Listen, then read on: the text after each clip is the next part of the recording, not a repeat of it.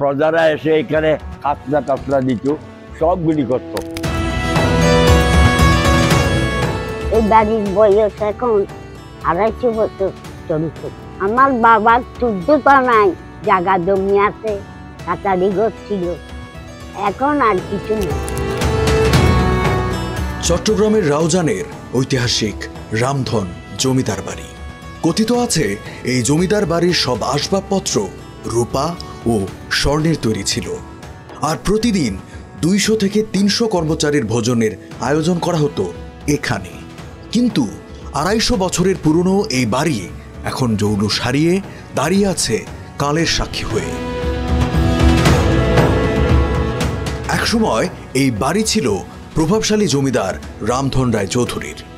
তার এই বাড়িটি ইউরোপ ও বাংলার ঐতিহ্য মিশ্রিত স্থাপত্যের এক অনন্য নিদর্শন। 2 তলা বিশিষ্ট ভবনের সম্মুখে দণ্ডায়মান উঁচু স্তম্ভ, খোলা বারান্দা আর চারপাশে বিশাল পুকুর, সব মিলিয়ে যেন এক রাজকীয় কারবার। কেমন ছিলেন রামধন রায় চৌধুরী? ব্রিটিশ আমলে রামধন ছিলেন রাউজানের অন্যতম ধনী, শিক্ষানুরাগী ও প্রভাবশালী ব্যক্তি। তিনি রাউজান জুড়ে বিদ্যালয় স্থাপন, রাস পূজা ও দুর্গাপূজার মতো উৎসবের পৃষ্ঠপোষকও ছিলেন। কর্ণফুলীর উত্তরে বিরাট জমিদার রামনন্দর, রামগতিধর, সতেন্দ্রলাল ধর, তারা জমিদার, তারা এখানে রাজা ছিল। তাহাদের বহু প্রজাবিলি জমিন ছিল, তাহাদের বহু সম্পদ ছিল। তারা 35,000 দান পেত। এখানে একটা কাছারিঘর আছে, কাছারিঘরে গোস্তারা থাকতো, কত আনন্দের দিন কাটাতো, গ্রামের লোকেরা কত আনন্দ উৎসব করতো। এরপরও আমার বয়সে আমি 2-1টা দেখেছি। সতেন্দ্রলাল ধর বাঁচে থাকার সময় এখানে জুলুন হতো 7 দিন ধরে। ভারত থেকে দোকানপাট আসতো, ভারত থেকে লোক আসতো, সবাই আনন্দ করত।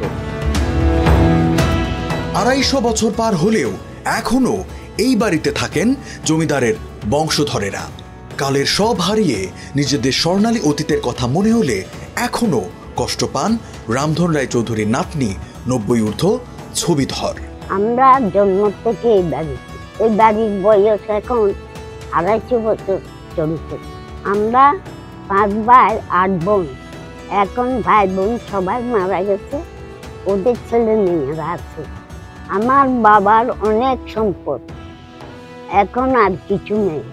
আমার বাবার চারগা টাউনে 53টা বিল্ডিং ছিল, এখন আর কিছুই নেই। আমার ভাই বউ, ভাই বিয়ে, নাতিনরা সবাই আছে, ওরা আমাকে সাহায্য করে। আমাদের শুধু বাড়ি বিন্দা 62 খানি, বাড়ি তো অনেক। আমার বাবার 14টা নাই জায়গা জমি আছে, কাটারি ঘর ছিল, এখন আর কিছু নেই। ইতিহাসের সাক্ষী এই বাড়িটি সংরক্ষণ করে ঐতিহাসিক স্থাপত্য হিসেবে গড়ে তুলতে পারলে বাড়বে পর্যটকদের চাহিদা, সমৃদ্ধ হবে অঞ্চলটি, এমনটাই মনে করেন স্থানীয়রা।